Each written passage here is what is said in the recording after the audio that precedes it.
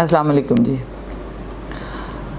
मेरी आज की जो वीडियो है उसका उन्वान है कि जी आमिर लियाकत और दुआ ज़हरा का ताल्लुक़।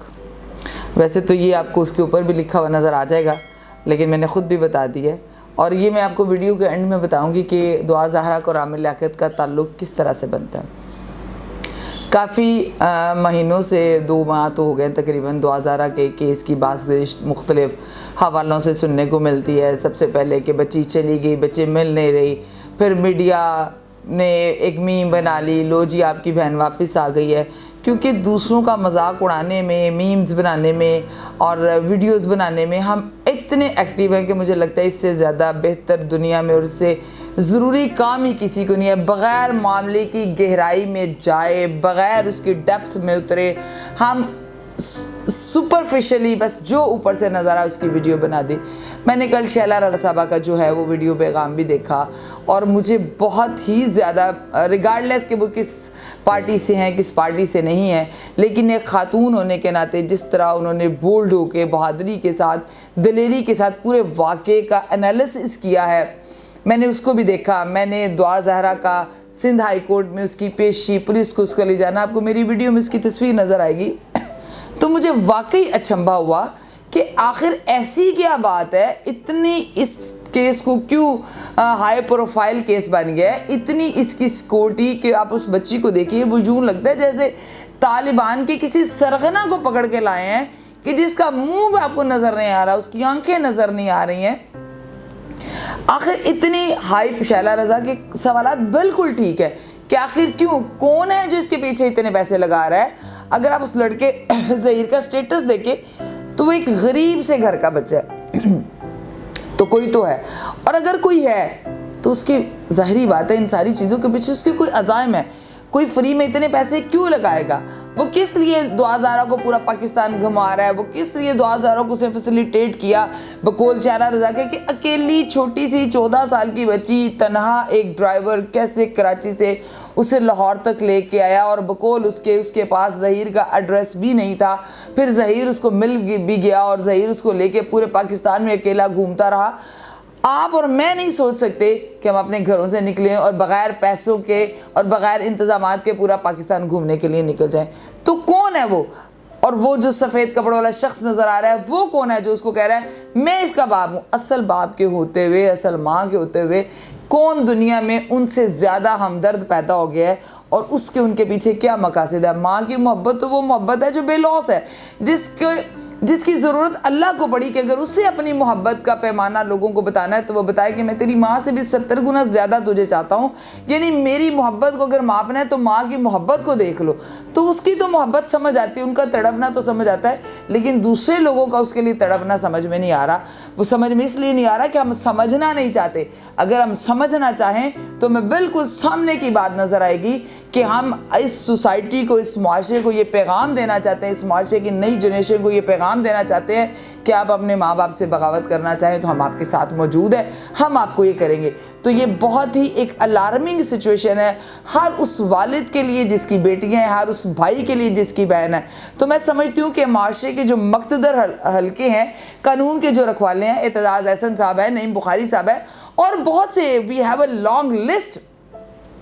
क्यों वो लोग आवाज़ नहीं उठा रहे? क्यों वो लोग इकट्ठा नहीं हो पा रहे कि आज अगर हमने अपनी सोसाइटी को, अपने इस माशरे को इस अखलाकी इन्हतात से ना बचाया तो आने वाली नस्लें हमें कभी माफ़ नहीं करेंगी और हम सब ज़िम्मेदार होंगे इस बेहयाई के, इस फहाशी के, इस बुराई के हिस्सादार होंगे। क्योंकि ना तो हम इसमें अपना हिस्सा डाल रहे हैं और ईमान के दर्जे आपको पता है कि अगर आप बुराई को हाथ से रोक सकते हैं तो हाथ से रोके। तो जिन लोगों के पास ताकत है वो क्यों आगे नहीं आ रहे हैं? वो क्यों हाथ से पकड़ के इस बुराई को नहीं रोके? क्या हम इतने बेबस हो चुके हैं?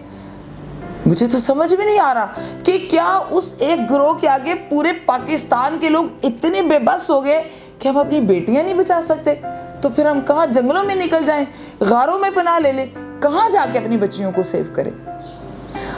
तो ये सवाल है मेरा इस मुआशरे से, इस मुआशरे के मुक़्तदर हलकों से, जहाँ आप हाथ से रोक सकते हो उसे हाथ से रोकें। जिसे हाथ से रोकने की ताकत नहीं है वो अपनी ज़ुबान का इस्तेमाल करे, वो आवाज़ उठाए, आपके गले पे तो किसी का हाथ नहीं रखा हुआ कि आप उसके लिए आवाज़ नहीं उठा सकते, और जो आवाज़ भी नहीं उठा सकते वो कम अज़ कम इसे मोहब्बत का रुख देने से गुरेज करें। बराहे करम ऐसी वीडियोस मत बना के माशरे में फैलाएं कि जी ये मोहब्बत की शादी है। 14 साल की बच्ची को क्या पता है कि उसने क्या कदम उठा लिया है, वो किसके झांसे में आ गई है। और मैं अपनी बच्चियों से, अपने बच्चों से भी ये रिक्वेस्ट करूँगी कि आप ये देखिए कि ये जो मोबाइल जिसे आपको अपने फ़ायदे के लिए इस्तेमाल करना है, वो आपको अपने फ़ायदे के लिए इस्तेमाल कर रहा है, क्योंकि जिसने ये बनाया उसका भी इसके बनाने के पीछे एक बहुत बड़ा मकसद है। और मैं समझती हूँ कि वो अपने मकासद में कामयाब हो रहा है, जबकि हम अपने मकासद में नाकाम हो रहे हैं। ना तो हम अपनी नस्लें बचा पा रहे हैं और ना हम बुराई के ख़िलाफ़ खड़े हो रहे हैं। क्यों उसके माँ बाप को उसके पास बैठने की इजाज़त नहीं है कि वो उसके पास 5-10 मिनट गुजारे? क्या आपने माँ बाप को औलाद के लिए इतना बड़ा दुश्मन बना के पेश कर दिया है कि अब पुलिस जो है वो माँ और बाप के दरमियान आ रही है कि छोड़ दें, उनके हाथ झटक रही है। वो सफ़ेद कपड़ों वाला शख्स उनके हाथ झटक रहा है। क्यों जज साहब ने ये क्वेश्चन नहीं किया कि हु यू आर, आपकी क्या शनाख्त है, आप क्यों इस बच्ची के साथ है?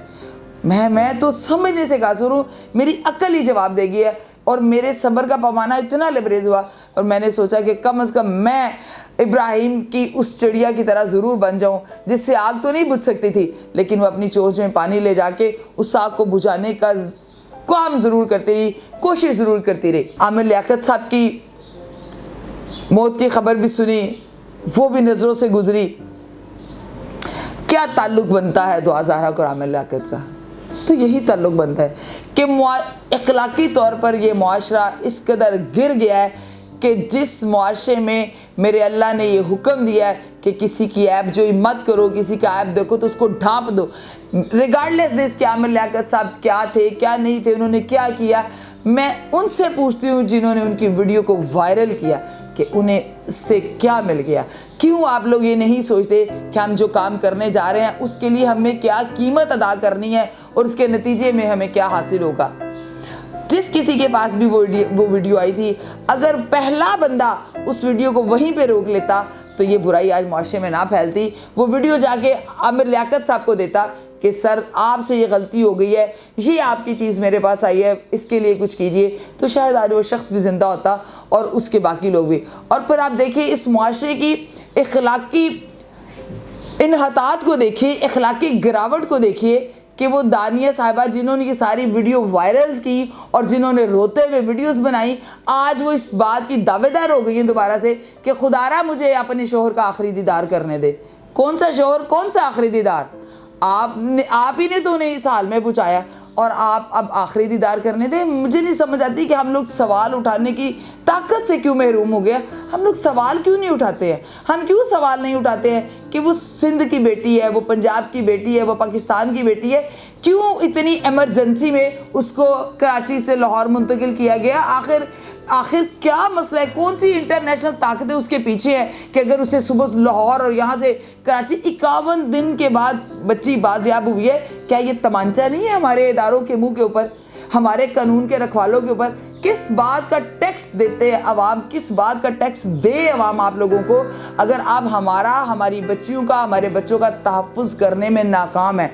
ये एक सवालिया निशान है हम सब के लिए। मैं आज सुबह लाहौर में जो उनके वकील हैं, शायद ज़िया रामे साहब हैं या फ़याज़ रामे साहब हैं, उन्होंने बड़ा अच्छा कहा कि मैं एक शेर में ये बात मुकम्मल करता हूँ कि यहाँ गुनाह सवाब बिकते हैं, मान लीजिए जनाब बिकते हैं। पहले गरीब बिकते थे, अब तो इज़्ज़त माब बिकते हैं। तो वो इज़्ज़त माब कौन है जो बिक गया है?